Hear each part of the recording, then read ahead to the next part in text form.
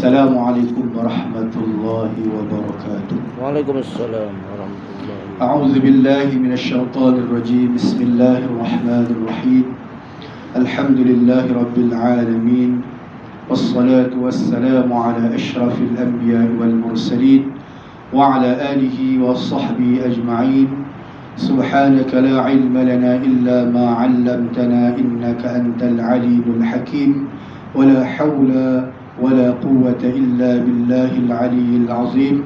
رب اشرح لي صدري ويسر لي أمري واحلل عقدة من لساني يفقه قولي. أما بعد. Alhamdulillah, bersyukur kita kehadrat Allah Subhanahu wa taala. Jutaan syukur kita panjatkan pada Allah Subhanahu wa taala kerana Allah Subhanahu wa taala memberi segala kurniaan nikmat, terutamanya nikmat kelapangan dan kesihatan pada kita pada malam ini untuk bersama-sama mengimarahkan ataupun menghidupkan, mendirikan malam-malam Ramadan yang masih berbaki. Jadi alhamdulillah, tuan-tuan, puan-puan yang dikasihi Allah Subhanahu wa taala sekalian, di dalam syukur, setinggi-tinggi syukur kita kehadrat Allah Subhanahu wa taala. Di hujung-hujung ni bukan semua orang Allah taala bagi kesempatan untuk berada di dalam masjid untuk mengimarahkan Ramadan. Sebahagian besar sudah terpesona ataupun tergoda dengan dugaan ataupun godaan-godaan dunia di luar sana. Bukan tak boleh pergi bazar ke apa ke, sembahyang dulu, sembahyang tarawih apa semua, sembahyang isyak, fardu isyak, lepas tu silakan. Nak beli baju raya ke, nak beli kuih raya ke, bukan kita larang lah. Jadi ada masa dia, waktu dia. Jadi alhamdulillah Allah Subhanahu wa taala beri kelapangan, kesihatan pada kita untuk bersama-sama pada malam ini. Jadi tuan-tuan, kita sedap tak sedap, saya lah, sedap tak sedap, sat je pejam celek dah malam 23 dah. Kita berada di fasa yang terakhir bulan Ramadan. Rasa satnya, kalau saya lah, saya rasa sat, tak tahulah tuan-tuan rasa lama ke, saya rasa sat sedap-sedap 10 yang lah. Tambah tengah-tengah Ramadan hari tu saya tak apa sihat. Kita sakit gigi lah, gout lah, apalah, rasa macam sepat langsung. Jaga-jaga letih apa semua, buka puasa apa semua, sedap-sedap 20 lah muncul. 10 yang terakhir ni Allah Ta'ala kurniakan kesihatan yang baik. Jadi tuan-tuan, apa saya nak abang, bukan saya nak cerita saya sihat ke, saya sakit ke. Saya nak abang pada tuan-tuan, nak kongsi pada tuan-tuan, nak ajak tuan-tuan, nikmat kesihatan yang Allah Ta'ala bagi pada kita, jangan tunggu ataupun jangan kita sangka nikmat kesihatan itu akan berterusan saja. Duk sangka kata, tak apalah malam ni, esok lah baru nak pulut. Tak apalah malam ni 23, malam 27 lah. Jangan tunggu pasal kesihatan tu. Tak semestinya Allah Ta'ala akan bagi terus pada kita. Allah Ta'ala bagi kesempatan. Yang pertama sekali, umur kita. Ada sebahagian daripada sahabat-sahabat kita, kawan-kawan kita, adik-adik kita, tahun ni tak dapat bersama kita. Tahun lepas ada lagi dengan kita, tahun ni tak. Jadi kita pun sama juga tahun ni. Ramadan ni mungkin kita ada lagi, tahun depan tak tahu. Ramai-ramai 20-30 orang pada kita, yang mana yang pergi dulu. Wallahu Subhanahu wa taala alam. Jadi kesempatan yang Allah Ta'ala bagi, gunakan sebaik mungkin. Mudah-mudahanlah kita rasa-rasanya sampai dan kot raya. Takkan nak raya saja, lepas raya tu meninggal mau. Tak mau. Nak lepas raya, tak apa dah Allah, bagilah lajak sikit lepas raya ke. Lepas raya nak meninggal, tak mau lagi kan, nak tunggu Ramadan depan pula. Sampai bila-bila pun tak mau mati. Kalau ikutnya, semua bercita-cita, yalah kita takut mati. Pasal apa? Kita sedar, kita yakin bahawa persiapan kita tak cukup. Bekalan kita bawa tu tak cukup, tak apa nak cukup. Jadi nikmat kesihatan yang Allah Ta'ala bagi pada malam ini khususnya, buat guna nikmat kesihatan, kelapangan yang Allah Ta'ala bagi, buat, pulun buat. Pulun buat, jangan nanti esok tak tentu lagi sakit, tak tentu lagi sihat. Sila-sila esok sok-sok, makan-makan sok, lepas tu pening kepala, sakit kepala, demam ke, habis. Jadi nikmat kesihatan yang ada hari ni pulun buat lagi. Saya dah rasa dah, mungkin sebahagian daripada kita pun dah rasa dah. kita ingat kita tiap-tiap malam bolehlah 20 ke 8 ke boleh baca Quran tiap-tiap malam satu juzuk. Rupanya ada malam-malam tertentu, hari-hari tertentu yang Allah Ta'ala tarik nikmat kita, kita tak dapat buat. Semangat tu ada, no? Kalau kita kata orang tua ni semangat ada, kekuatan semangat tu ada, nak buat tu ada, tapi kekuatan tenaga tu tak apa nak ada. Macam abang ni muda lagi, kalau semangat ke tenaga ada. Orang muda ni tenaga ada. Saya tak muda, tengah-tengah.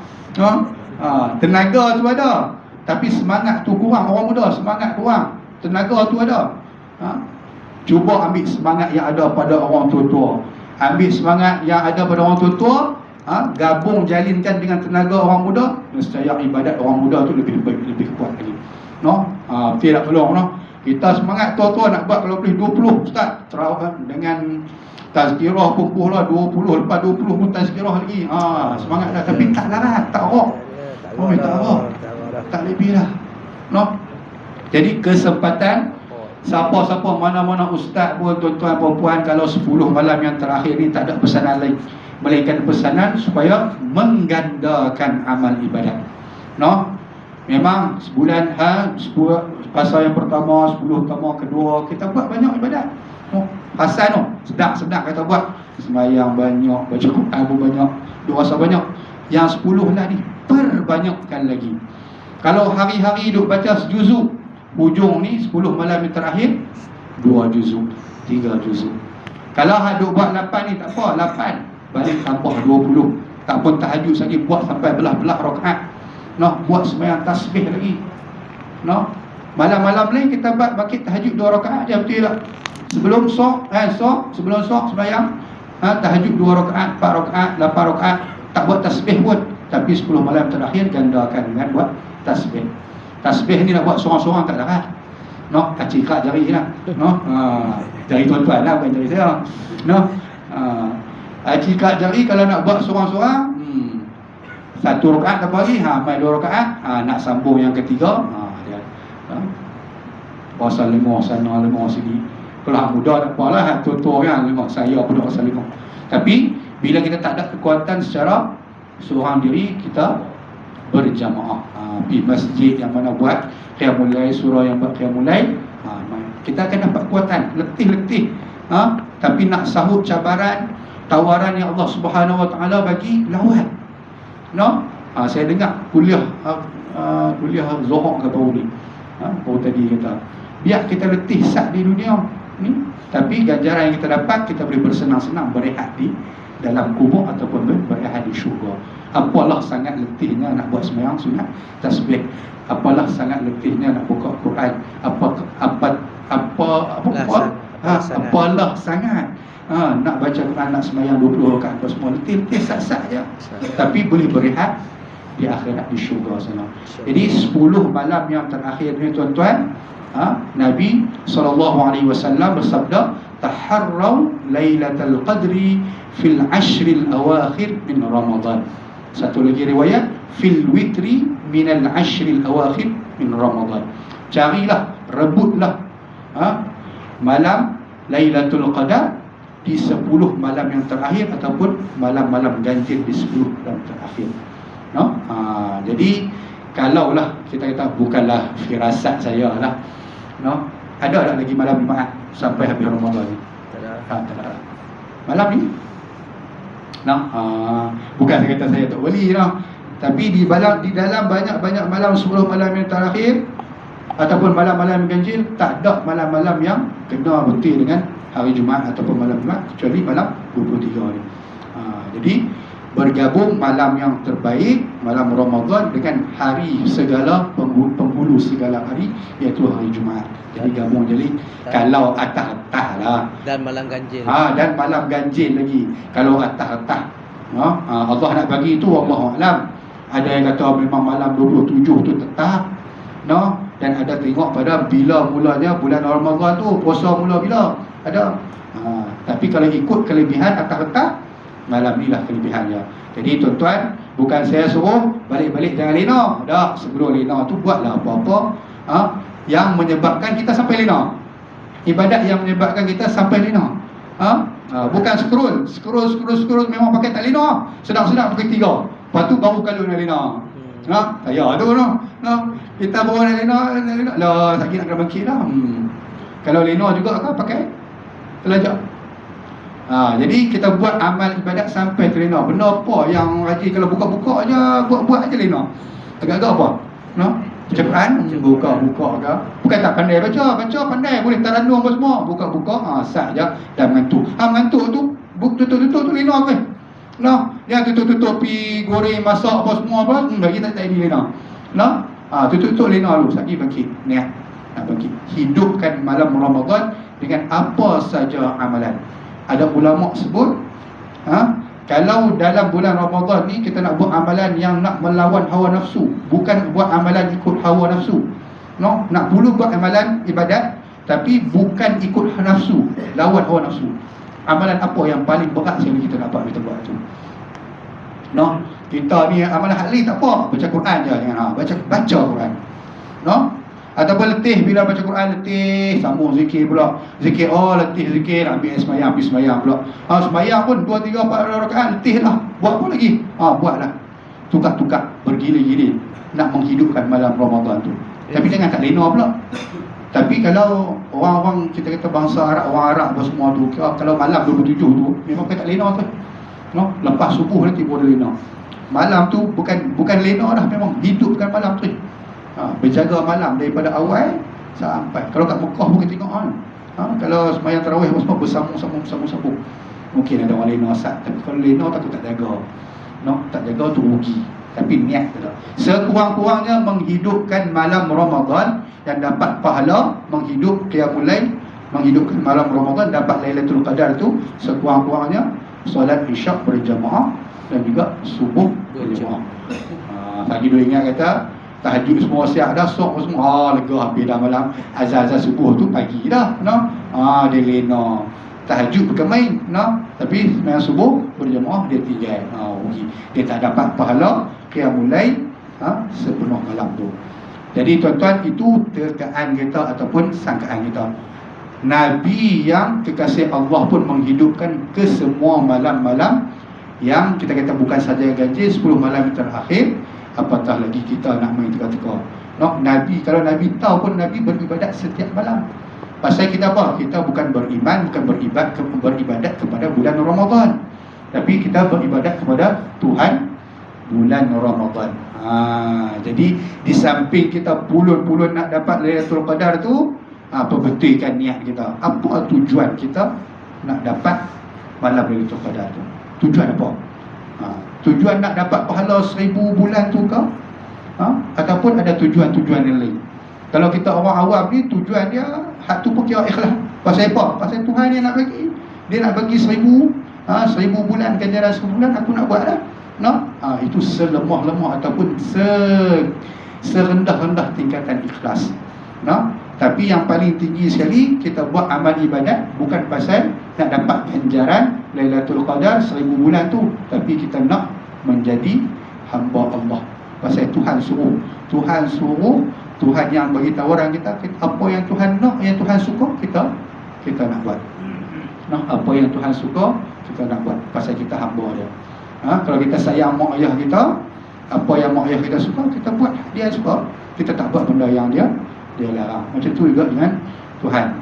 Kalau kita kata sayang cinta Tuhan, hamba Allah, kekasih Allah, apa yang Tuhan nak, kita nak. Jadi segi habis pula kan, tak sambung esok ada lagi. Kita sambung lagi esok insya-Allah. Jadi semoga ibadat kita pada malam ini, jangan lupa minta Allah Ta'ala terima amalan kita. Jangan sangka kita buat tu Tuhan pasti akan terima.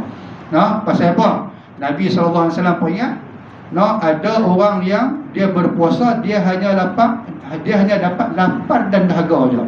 Puasa sah, tapi dapat lapar dan dahaga dia. Dahaga saya. Pasal apa? Tuhan tak terima. Maksudnya Tuhan tak bagi pahala. Bila Tuhan tak terima, Tuhan tak angkat, tak bagi pahala. Sama juga amalan-amalan kita. Kalau Tuhan tak terima, letih saja. Sungguh letih saja. Nak tahu bila di akhirat nanti. Dalam TV tadi, sebelum maghrib, sama-sama tengok sebelum buka puasa, Ustaz Hariri ada sebut, antara orang yang muflis di akhirat, Dia sangka kata amal ibadat dia yang dia buat kat dunia diterima. Bila dia sampai di akhirat, tengok-tengok tak ada dalam buku catatan malaikat dah catat. Adalah sebab dia. Sama ada tak ikhlas ke, sama ada amalan dia tak cukup syarat, tak cukup rukun, tak sah ke, dan sebagainya. Jadi hak tu pun kita takut juga. Tapi kita seimbangkan di antara takut dan harap. Ada orang takut sampai tak buat. Aku tak mau bayar, tak mau puasa, tak ikhlas pula. Tak mau pergi tarawih kat masjid surau, ada orang tengok, orang kata aku tadi pula dia tinggal sebab apa dah? Dia tinggal sebab persangka buruk dengan Tuhan. Jadi kena seimbangkan antara takut dan juga harap. Jadi mudah-mudahan segala amalan kita pada malam ini diterima oleh Allah Subhanahu Wa Taala, dan Allah Taala beri kekuatan pada kita untuk menghidupkan ataupun nak beribadat di baki masa yang ada sebelum subuh ni, dan juga di malam-malam yang akan datang. Jadi sentiasalah berdoa. Kunci dalam Ramadan ni ialah pengharapan ataupun doa pada Allah Subhanahu Wa Taala. Jangan pernah tinggal doa minta kemaafan daripada Allah Subhanahu Wa Taala. Dalam bulan lain kita doa Allah maghfir, Tuhan Allah suruh Allah Taala minta Allah Taala ampunkan dosa kita. Tapi di bulan Ramadan Nabi suruh, Allah Subhanahu Wa Taala suruh kita minta, bukan minta ampun, minta kemaafan. Pasal kemaafan tu level dia lebih tinggi, hapus segala dosa, macam tak ada. Afuun tu, kemaafan tu, maaf tu macam tak ada apa-apa. Maksud tak pernah, macam seolah-olah macam tak pernah berbuat dosa. Adapun ampun tu, dosa tu ada kadang. Itu segi kita kata segi bahasa. Tapi Allah Ta'ala berhak boleh buat macam tu. Kita pun kalau kita maafkan seseorang tu, kita anggap dia macam kita boleh kawan baik balik. Tapi kita manusia, mulut kata maaf tapi hati tu ada, jadi tak erat balik. Asal duk kawan elok, duk kata mulut kata aku maafkan hang apa semua memang, tapi tak rapat macam dulu dah. Pasal apa? Kita manusia ada kesan. Tapi kalau Allah Subhanahu Wa Taala dia kata maaf, dia maafkan hamba dia tu seolah-olah macam hamba tu tak pernah berbuat sebarang dosa. Jadi tingkat permohonan kemaafan tu pun ada tingkat dia. Minta ampun tu, iaitu mohon kemaafan. Jadi banyakkan Allahumma innaka afuwun tuhibbul afwa fa'fu anni. Kalau tak tahu bahasa Arab, sebut bahasa Melayu, kan nanti bahasa Arab. Ya Allah, maafkanlah segala kesalahanku, maafkanlah segala kesalahanku, maafkanlah segala kesalahanku, ampunkanlah segala dosaku. Kok mana pun minta ampun tu bagi banyak. Allah Subhanahu Wa Taala, segala yang baik itu daripada Allah Subhanahu Wa Taala, yang kurang itu daripada kelemahan diri saya sendiri. Wabillahi taufiq wal hidayah. Assalamualaikum warahmatullahi wabarakatuh. Waalaikumsalam warahmatullahi wabarakatuh. Sama-sama niat puasa.